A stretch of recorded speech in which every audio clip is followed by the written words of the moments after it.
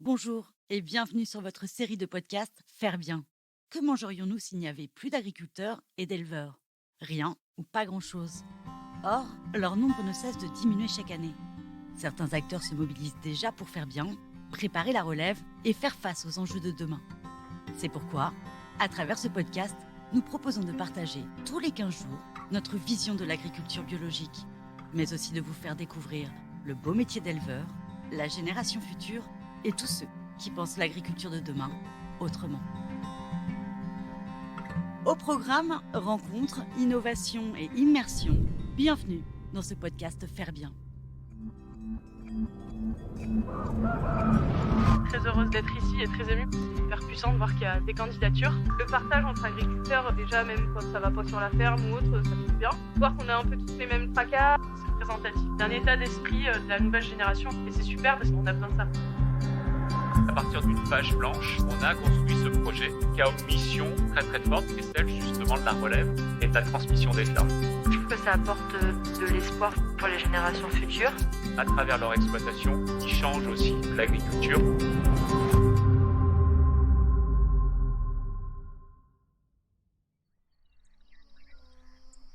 Bonjour et bienvenue à tous pour ce nouvel épisode en Normandie. Bonjour, bienvenue à la ferme de la Masure à Montchauvet. Lucie, vous la connaissez. Nous lui avons déjà consacré 2 reportages, tant sa passion du métier et son enthousiasme sont communicatifs. Et cette fois-ci, c'est l'automne. Le couple accueille aujourd'hui les jeunes pousses du programme de la pépinière. Ils sont en tout 8 participants. Ils ont entre 21 et 39 ans. Et cela fait maintenant 3 jours que le programme de découverte a commencé. Le moins que l'on puisse dire, c'est que les profils des jeunes pousses sont extrêmement variés.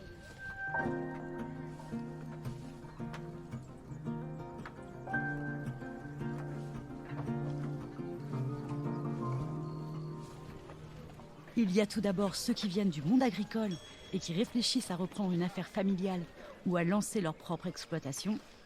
Océane, je suis du Perche. Mon projet, ce serait de reprendre une ferme laitière en bovin et pouvoir faire de la transformation, beurre, yaourt, la vente à la ferme. Moi c'est Marie, donc je viens du Calvados, pas très loin d'ici. Là-bas je me prédestinais pas forcément à m'intéresser à la reprise de l'exploitation familiale et depuis quelques temps donc je m'y intéresse et donc pour moi cette semaine de découverte c'est l'opportunité de voir différents systèmes pour pourquoi pas envisager une reprise de l'exploitation en agriculture biologique et d'entamer une transition.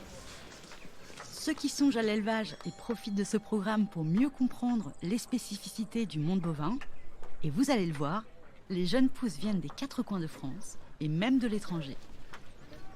Sibylle, agronome de formation, mais pas issue du milieu agricole. Là, j'ai un projet d'installation avec mon compagnon. On est en train de passer un peu en revue tout ce qui pourrait nous intéresser, et entre autres l'élevage laitier. Moi, c'est Inès, donc je viens des Alpes-Maritimes. Je suis géologue de formation. J'ai un projet d'installation en élevage caprin ovin avec transformation. Je fais cette formation pour voir les bovins. Je m'appelle Christine, je suis allemande. Moi aussi, je m'intéresse beaucoup pour l'élevage laitier bio et surtout avec transformation. Je viens de faire un stage dans une ferme caprine avec fromagerie fermier et c'était très chouette. Et maintenant, j'aimerais bien connaître les autres animaux, les vaches. Pour ça, cette possibilité, c'est génial.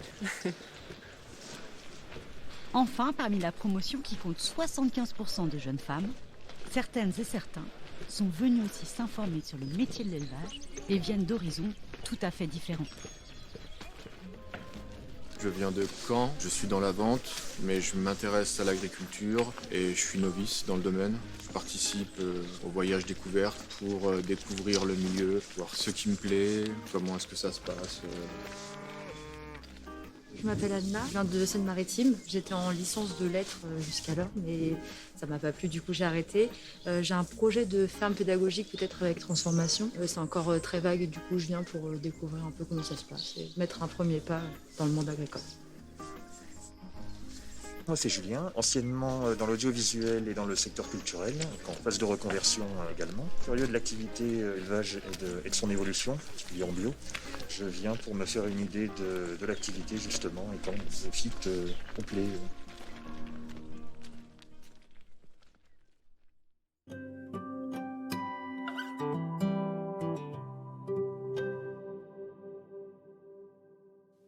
Avant que Colin et Lucie expliquent leur parcours et répondent à une multitude de questions sur l'organisation de leur ferme, Jade Mozart, responsable du programme, également présente sur place, revient sur les grands enjeux de la pépinière.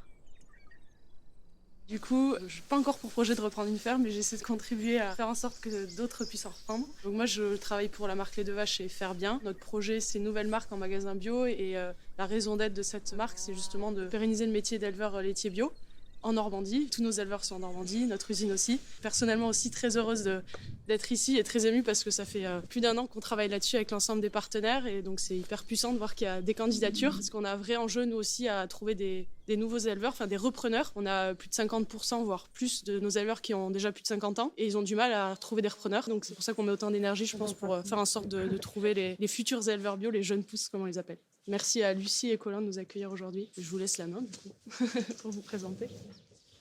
Et pour faire connaissance en toute simplicité, Lucie et Colin expliquent leur parcours respectif. Bonjour, je suis Lucie Gilles. C'est ma ferme avec Colin. C'est une ferme qui n'est pas familiale. C'est une reprise de gens qui partaient à la retraite. C'est ça, très bien. Colin. Donc, ouais, Colin. Du coup, moi, mes parents étaient agriculteurs, mais en Seine-Maritime, sur un système pas du tout comme ce qu'on a fait là, mais très très intensif, avec 110-120 vaches, des robots de traite et seulement 3 hectares de pâturage, quoi. Donc vraiment différent. Et je suis allé à l'école à Saint-Lô, donc dans la Manche, là. Le coin m'a bien plu, donc après le BTS, j'ai commencé à chercher un petit peu, à travailler dans le bocage, et puis voilà, il y avait cette ferme-là à céder, donc on a visité, et ça s'est fait comme ça. Contrairement à ses parents, Colin a souhaité mettre en place une autre manière de produire, moins intensive et plus en adéquation avec la nature. Mais vos parents ne vous ont pas dissuadé parce que... Non. Ils dormaient pas la nuit, mais bon. Bah, oui, je pense qu'ils étaient stressés, oui. Forcément, ouais, c'était une sale période. Non, ils vont pas dissuader. En plus de leur exploitation laitière, Lucie et Colin mettent un point d'honneur à faire vivre le tissu local. On s'est investi dans un magasin de producteurs pour redynamiser nos petits villages de campagne. Donc on a ouvert un magasin de producteurs bio, là à 5 km de là, dans un village où il ne se passait plus grand-chose. Donc on ouvre tous les vendredis après-midi et c'est tout un tas de producteurs du coin viennent livrer, les gens... Donc ça marche plutôt bien. On voyait bien qu'il y avait de la demande et puis on a des clients qui viennent dans nos fermes. Et on trouvait ça dommage de ne pas mutualiser la clientèle et les produits. On s'est lancé, ça marche super bien. Les gens en fait sont assez en attente. On habite en campagne et qu'il faut faire 15 km, 20 km pour aller faire ses courses. Et là, ce retour-là, de vraiment pouvoir aller au pied de chez soi, faire ses courses de gens qui produisent là localement. Les producteurs sont pas à plus de 25 km maximum. Ça s'appelle Bio-Andruance et du coup donc ça marche depuis 2017 et ça marche vraiment bien. Et on fait plein d'autres manifestations autres, culturelles, tout ça. On essaye vraiment de faire vivre les villages alentours. Le jeune couple participe également à des rencontres avec des agriculteurs des alentours pour se transmettre des savoirs et se serrer les coudes. Vraiment, le partage entre agriculteurs, déjà même quand ça va pas sur la ferme ou autre, ça fait du bien de pouvoir en parler. De voir qu'on a un peu tous les mêmes tracas et que des fois ça se résout très facilement juste par voisin. De voir que ça bouge dans les campagnes, c'est sympa. Nous, on a plutôt orienté le système de manière très très simple. Pendant que les jeunes pousses visitent la salle de traite et que Lucie et Colin leur expliquent tout le fonctionnement, j'en profite pour demander à Jade, qui a chapeauté le programme de la pépinière, pourquoi une visite chez le jeune couple à la ferme de la Masure lui semblait indispensable. Il y a plusieurs points qui sont importants pour moi chez Lucie et Colin. C'est des jeunes installés, un couple installé qui a mis en place son système à sa façon de voir les choses. Une transformation du maïs jusqu'au pâturage et une volonté de passer en bio aussi. Et ça, ils l'ont fait avec leurs propres convictions. Et donc ça, c'est juste énorme. Mais c'est aussi de voir, au-delà du système de production qui est plutôt pâturant et autonome, c'est aussi de se dire comment on fait en sorte d'avoir moins d'astreintes, moins de temps de travail aussi sur la ferme et de faire en sorte qu'on ait un modèle plutôt simple et qui fait en sorte de quoi avoir du temps pour eux à l'extérieur et avoir vraiment une vie, j'espère, heureuse. Donc c'est pour toutes ces raisons que je pense que c'était essentiel que les jeunes pousses fassent un déplacement sur cette ferme. Et oui, un autre point hyper important, c'est que Lucie et Colin, ils représentent cette nouvelle génération qui veut redynamiser le territoire, redynamiser les campagnes. Ils sont pas juste là à gérer une exploitation laitière et à rester à leur échelle. Ils sont en contact avec d'autres associations pour faire en sorte que le modèle agricole évolue, transitionne et ils veulent faire partir de ça. Donc oui, je pense que c'est représentatif d'un état d'esprit de la nouvelle génération et c'est super parce qu'on a besoin de ça.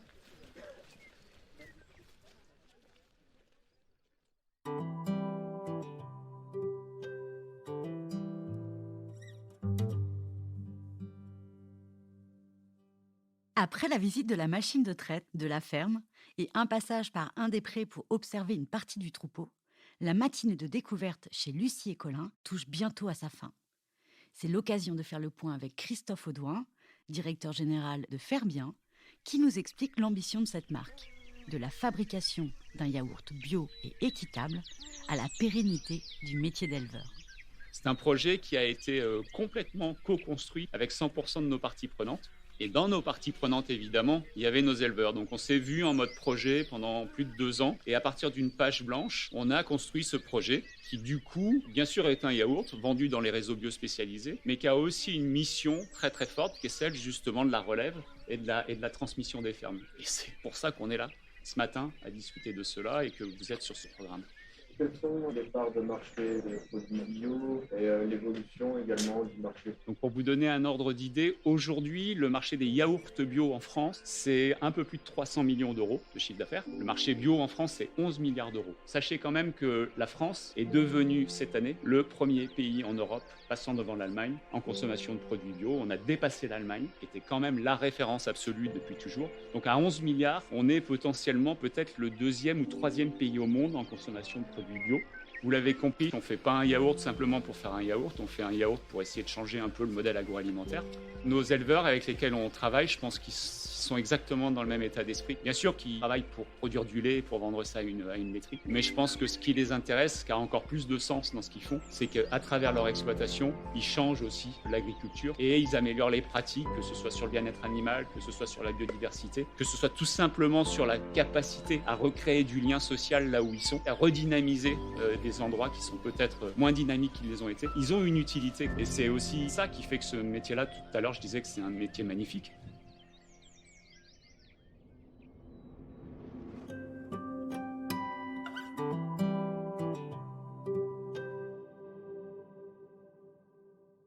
Avant que le petit groupe parte déjeuner dans un restaurant du village, j'en profite pour demander aux participantes et aux participants de la pépinière ce qu'ils ont déjà appris de ces 3 jours de découverte dans les différentes fermes.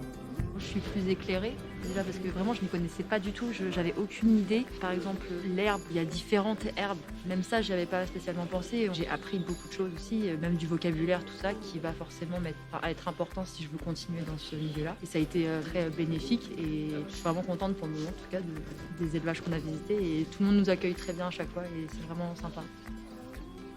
Ouais, moi, ça me donne beaucoup de grain à moudre. J'arrête pas de cogiter en permanence, ça donne envie de toujours en savoir plus et de passer à la pratique aussi, quoi.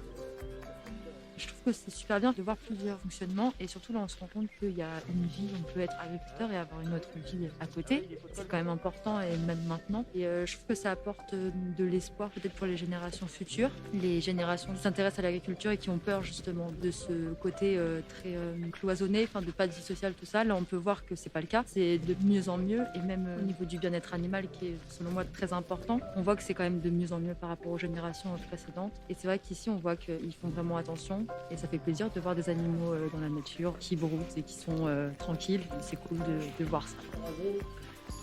De toute façon, des visites de ferme, on peut en faire toute la vie, je pense, et on apprendra toujours quelque chose. Tous les échanges sont les bienvenus. Merci une fois de plus à Lucie et Colin de nous avoir ouvert les portes de leur ferme de la Masure à Montchauvet. Merci aussi aux jeunes pousses qui, bien que très concentrés, ont accepté de répondre à nos nombreuses questions.